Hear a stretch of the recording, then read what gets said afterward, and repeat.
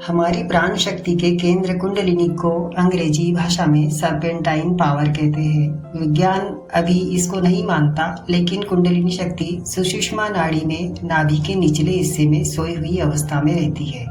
कुंडलिनी से सभी नाड़ियों का संचालन होता है। योग में मानव शरीर के भीतर 7 चक्रों का वर्णन किया गया है। कुंडलिनी को जब ध्यान के द्वारा जागृत किया जाता है, तब यही शक्ति जागृत होकर मस्तिष्क की ओर बढ़ते हुए शरीर के सभी चक्रों को क्रियाशील करती है।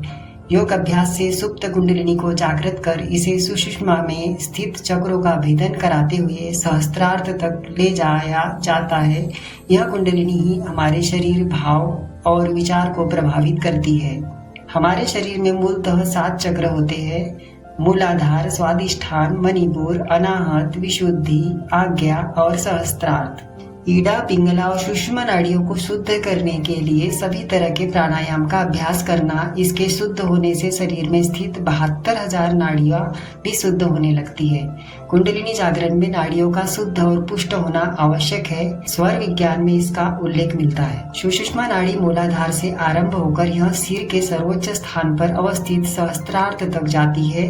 सभी चक्र सुषुम्ना में ही विद्यमान है। ईड़ा को गंगा, पिंगला को यमुना और सुषुम्ना को सरस्वती कहा गया है। इन 3 नाड़ियों का पहला मिलन, इसलिए मूलाधार को मुक्त त्रिवेणी और आज्ञा चक्र को युक्त त्रिवेणी कहते हैं। मेरु रज्जु में प्राणों के प्रवाह के लिए सूक्ष्म नाड़ी है, जिसे सुषुम्ना नाड़ी कहा गया है। इसमें अनेक केंद्र है, जिसे चक्र अथवा पद्म कहा जाता है। कई नाड़ियों के एक स्थान पर मिलने से इन चक्रों अथवा केंद्रों का निर्माण होता है। कुंडलिनी जब चक्रों का भेदन करती है तो उसमें शक्ति का संचार हो उठता है, मानो कमल पुष्प प्रस्फुटित हो गया और उस चक्र की गुप्त शक्तियां प्रकट हो जाती है। कुंडलिनी योग ऐसी योग क्रिया है जिसमें व्यक्ति अपने भीतर मौजूद कुंडलिनी शक्ति को जगाकर दिव्य शक्ति को प्राप्त कर सकता है। 7 चक्रों का जागरण होने से मनुष्य को शक्ति और बुद्धि का ज्ञान होता है। वह भूत और भविष्य का जानकार बन जाता है।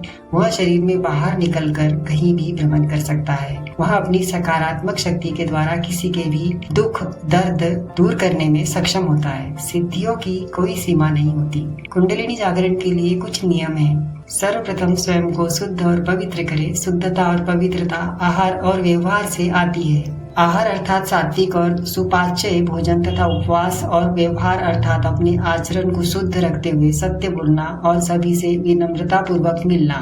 स्वयं की दिनचर्या में सुधार करते हुए जल्दी उठना और जल्दी सोना। प्रातः और संध्या को संध्या वंदन करते हुए नियमित रूप से प्राणायाम, धारण और ध्यान करना, अभ्यास करना, यह सभी कुंडलिनी जागरण के लिए आवश्यक है। कुंडलिनी जागरण के लिए कुंडलिनी प्राणायाम अत्यंत प्रभावशाली सिद्ध होते हैं। अपने मन और मस्तिष्क को नियंत्रण में रखकर कुंडलिनी योग का लगातार अभ्यास किया जाए तो 6 से 12 माह में कुंडलिनी जागरण होने लगता है।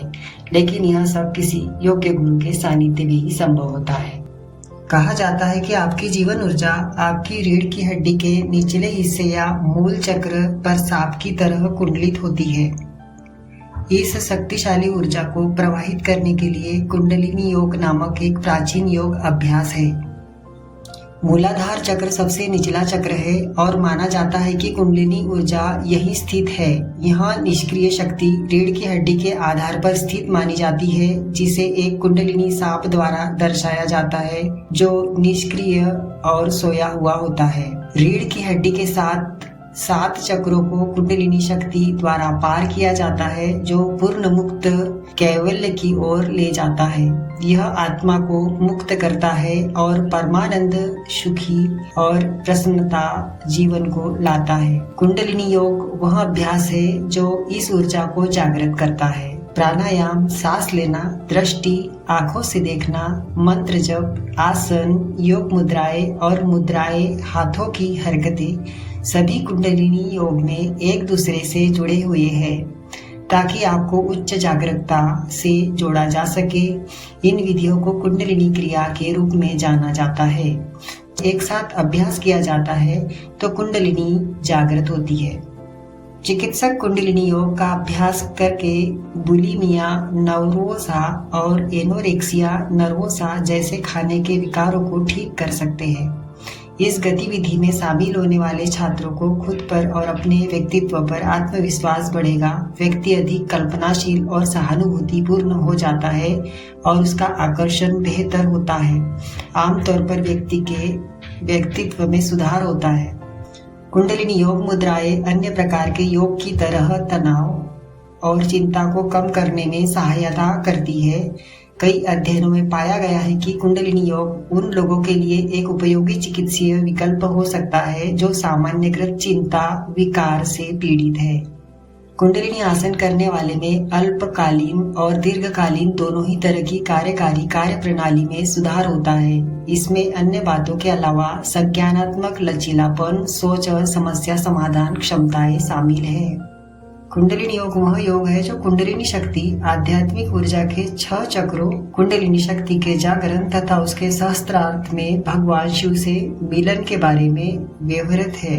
यह एक यथार्थ विज्ञान है। इसे लय योग भी कहते हैं। सिर के शीर्ष की ओर जाती हुई कुंडलिनी शक्ति द्वारा 6 चक्र भेदन होता है। कुंडली मारे हुए सर्प की भांति है, इसलिए इसे कुंडलिनी कहते हैं। सभी प्राणियों में मात्र मनुष्य में ही सोचने की क्षमता है। मनुष्य ही चिंतन मनन कर सकता है तथा निर्णय दे सकता है। मनुष्य ही एकमात्र तुलना एवं अंतर कर सकता है तथा अनुमान कर सकता है और हल निकाल सकता है तथा समर्थन अथवा विपक्ष में तर्क दे सकता है। यही वे कारण है जिनके कारण मनुष्य ही एकमात्र ईश्वरीय चेतना प्राप्त करने योग्य है। वह मनुष्य जो बस भोजन करता है तथा जल पीता है और अपनी बौद्धिक क्षमता का उपयोग आत्म साक्षात हेतु नहीं करता, पशु के समान है। जब कोई व्यक्ति यौगिक क्रियाओं का अभ्यास करता है तो स्वाभाविक रूप से कई प्रकार की सिद्धियां प्राप्त होती है। ये सिद्धियां भगवत साक्षात्कार में बाधक है। यदि योगी भगवत साक्षात्कार अंतिम लक्ष्य की ओर बढ़ना और उसे प्राप्त करना चाहता है तो उसे इन सिद्धियों की ओर ध्यान नहीं देना चाहिए। वह जो सिद्धियों के पीछे भागता है वह बहुत बड़ा गृहस्थ अथवा सांसारिक बुद्धि वाला मनुष्य बन जाता है। आत्म साक्षात्कार ही एकमात्र लक्ष्य है। आत्म साक्षात्कार द्वारा प्राप्त ज्ञान से यदि तुलना की जाए तो इस विश्व का संपूर्ण ज्ञान कुछ भी नहीं है।